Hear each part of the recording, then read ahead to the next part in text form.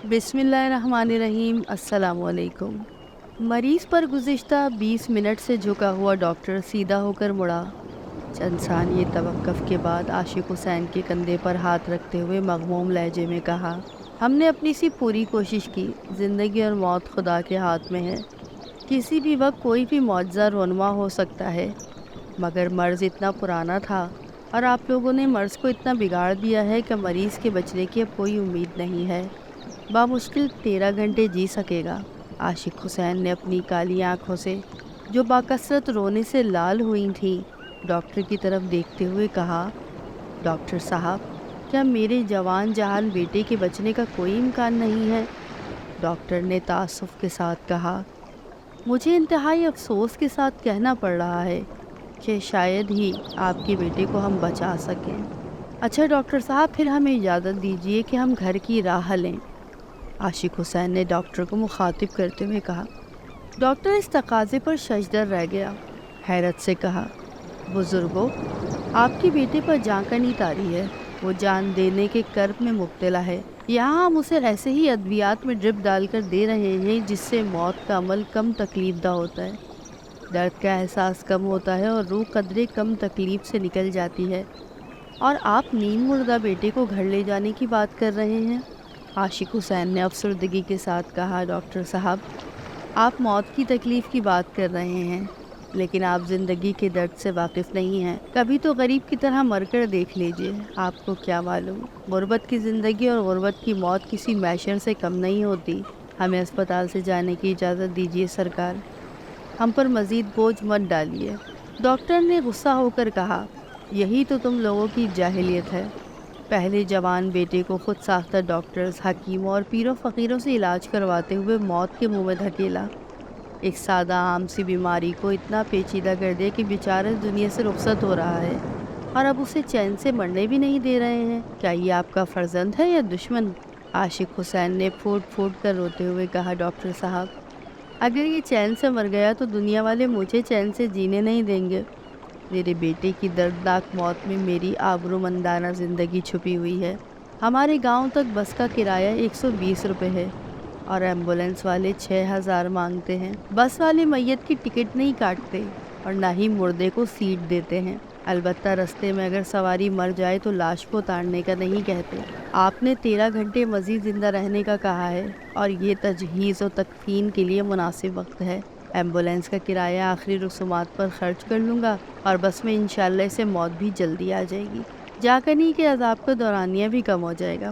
Doctor یہ سب سن کر سن ہو گیا، بنا کچھ کہے چل پڑا۔ عاشق حسین بیٹے کو ٹکٹکی باندھے اس وقت تک دیکھتا رہا جب تک آنکھوں میں امٹتے ہوئے آنسوؤں نے اس کا چہرہ نہ ڈھانپ لیا تھا۔ اتنے میں نرس نے آ کر عاشق حسین کو ڈسچارج سلپ تھماتے ہوئے کہا، بابا جی، آپ مریض کو لے کر جا سکتے ہیں۔ عاشق حسین بوجھل دل اور شکست خوردہ قدموں کے ساتھ گاؤں کی طرف چل پڑا۔ بس میں دوران سفر بھی اب وہ گاؤں سے کوسوں دور تھا۔ وہ تجہیز و تکفین کے بارے میں انتظامات کو ذہن میں ترتیب دے رہا تھا۔ آج جمعہ مبارک کا دن تھا، صبح کے 10 بج رہے تھے۔ اسے امید تھی کہ گاؤں پہنچتے پہنچتے اس کے بیٹے نے جان دے چکی ہوگی۔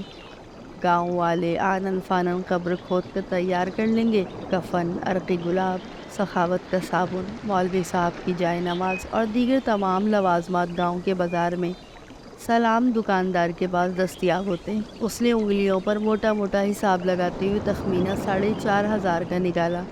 اس کے علاوہ قل تک اور بعد میں بھی فاتحہ پڑھنے کے لیے آنے والے مہمانوں اور دور پاس کے رشتہ داروں کے لیے آٹے، دودھ، پتی، چائے اور گھی شکر کا خرچہ اس کے حساب سے کوئی 2500 بن رہا تھا، اور تقریباً اتنی ہی رقم اس کے پاس موجود تھی جو اس نے بیٹے کے علاج معالجے کے لیے گھر کا آخری اثاثہ بیل بیچتے ہوئے کھری کی تھی۔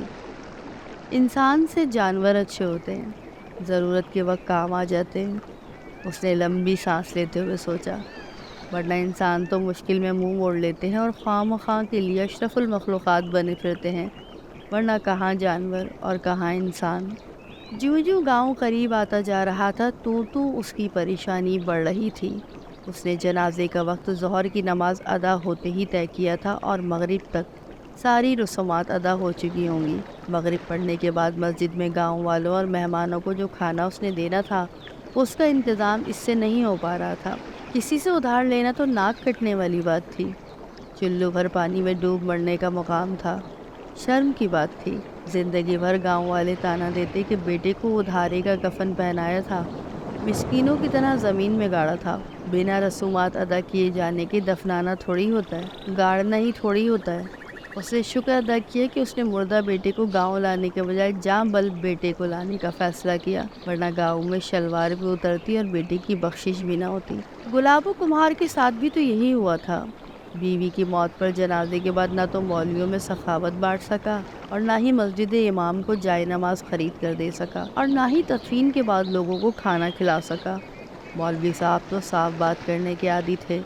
उन्होंने तो बरमला कहा था कि गुलाबो कुमार की बीवी की बख्शिश नहीं होगी, और अगर फिर भी कोई नेकी काम आ गई और बख्शिश हो भी गई तो अज़ाब कब्र तो ता क़यामत पक्का है।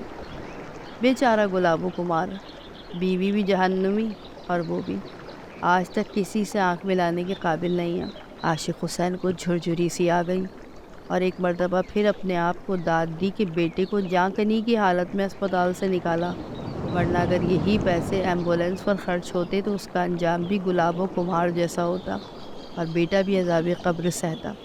अचानक आशिक हुसैन को ज़बरदस्त झटका लगा। ड्राइवर ने इतनी ज़ोर से ब्रेक लगाई थी कि सड़क पर टायरों के निशानात पड़ गए थे और पहियों के घिसने की करीहा आवाज़ भी दूर दूर तक सुनाई दी गई थी।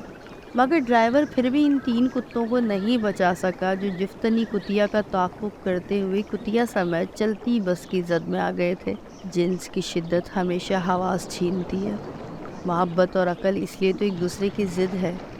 आग और पानी है, चूहे बिल्ली का खेल है। मोहब्बत में जिनसी नाआसोदगी पागलपन तारी करती है, दीवाना बना देती है। मोहब्बत में खुद सपुर्दगी तितलियों की गोद में सोना है, रंगो नूर में नहाना है। मोहब्बतों में जिस्मानी मिलाप बारिश की मासूम अदा है, कली का चटकना है। बिन जिस्मानी लम्स के मोहब्बत जहनी मर्ज है, आसेब है। ब्रेक लगने की शिद्दत से सवारियाँ एक दूसरे पर लुढ़क गई थी। बस में एकदम से अफरा तफरी मच गई। सवारियों के शोरों गुगा ने आसमान सर पर उठा दिया। 3 कुत्ते, एक कुतिया और आशिक हुसैन का बेटा एक साथ मर गए। इधर 3 कुत्ते और एक कुतिया बस के नीचे आके कूच कर गए और इधर आशिक हुसैन के बेटे की रूह पर परवास कर गई। आशिक हुसैन ने इन्ना लिल्लाहि व इन्ना अलैहि राजिऊन पढ़ते हुए रब का शुक्र भी अदा कर दिया कि 3 कुत्तों और एक कुतिया के साथ साथ उसके बेटे की जान भी निकाल दी। उसने दिल ही दिल में इज़राइल को भी बड़ी दाद दी कि इस चाबुक दस्ती से लोगों की मुश्किलात आसान कर देता है। अगर इज़राइल न होता तो खुदा जाने लोग कैसे जीते। बेटे और कुत्तों के मरने के वक्त और मुकाम जैसे इसके जहन में नक्श होकर रह गए। कंडक्टर ने जल्दी जल्दी मरे हुए कुत्तों को टांगों से पकड़कर खींचते हुए सड़क के किनारे डाल दिया और बस रवाना हुई। तकरीबन 5 मिनट बाद बस आशिक हुसैन के गांव के स्टॉप पर रुकी। स्टॉप के करीब घर से चारपाई मंगवाकर आशिक हुसैन ने गांव वालों की मदद से बेटे की लाश चारपाई पर रखी और घर की राह ली। बस इस गांव की वाहिद सवारियों को उतारने के बाद धुआं उगलते हुए और हों की आवाज़ निकालते अगली मंजिल की तरफ रेंगने लगी। आशिक हुसैन ने गांव वालों और रिश्तेदारों के हवाले तजहीज़ व तकफीन के इंतज़ाम करते हुए छोटे भाई को सारी नकद रकम भी हाथ में थमा दी।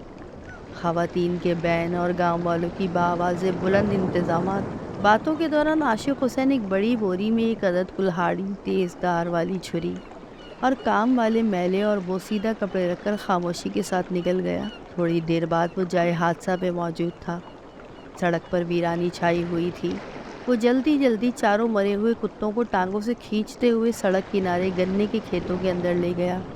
बिजली की सी सरत के साथ उसने चारों कुत्तों को काट कर बोरी में डाला और कपड़े के ऊपर पहने हुए मैले और खून आलूदा मलबूस को उतारकर माचिस की तीली सुलगा दी। घर दाखिल होकर उसने बड़ी बेटी को गोश्त हवाले करके मैयत का खाना तैयार करने के बारे में अच्छी तरह समझाया और बाहर निकलकर फातिहा के लिए आने वालों में घुल मिल गया। तदफीन भी शान से हुई।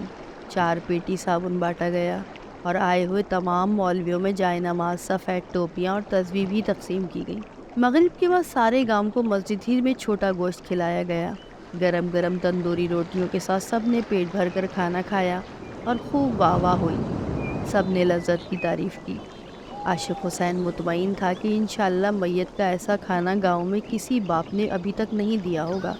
اور نہ ہی آئندہ 100 سالوں میں کوئی کھلا سکے گا۔ عاشق حسین نے ایک بھرا ہوا خوانچہ مولوی صاحب کے گھر بھی بھجوا دیا۔ خوب دعائیں ہوئیں اور مرحوم کو شہید کا درجہ بھی عطا ہوا۔ اگلی صبح فجر پڑھ کر بھری مسجد میں مولوی صاحب نے عاشق حسین کو مخاطب کیا، بھائی عاشق حسین، رات کو تو بڑی عجیب بات ہوئی۔ میں نے اور ملانی جی نے اکٹھے ایک ہی خواب دیکھا کہ تیرا برخودار جنت کے باغوں میں چہل قدمی کر رہا ہے، خوش و خرم ہے۔ میں نے تو بس صرف یہی دیکھا، مگر ملانی جی کہہ رہی تھیں کہ اسے شہید نے کہا کہ ابا جی کی حویلی بھی وہ جنت میں دیکھ چکا ہے، جس کی سفید موتیوں کی چمک دمک آنکھوں کو خیزہ کرتی ہے۔ تمام جماعت اشش کر اٹھی۔ عاشق حسین زیر لب مسکرایا۔ اسے پہلی مرتبہ نجس کتے کی پارسائی کی زور کا علم ہوا تھا۔ واقعی جنت کا ہر راستہ پیٹ سے گزرتا ہے اور جہنم بھوک کی پیداوار ہے۔ عاشق حسین نے دل ہی دل میں ان چاروں کتوں کا شکریہ ادا کیا کہ نجس ہونے کے باوجود اس کی انا اور دین کو قائم رکھا، اس کے بیٹے اور اسے جنت تک لے جانے کا سبب بنے۔ پہلی مرتبہ اس کے دل سے کتوں کے لیے دعا نکلی، اگر ان کتوں نے آج اس کی پردہ پوشی نہ کی ہوتی تو انسان تو اسے برہنہ کر چکے ہوتے۔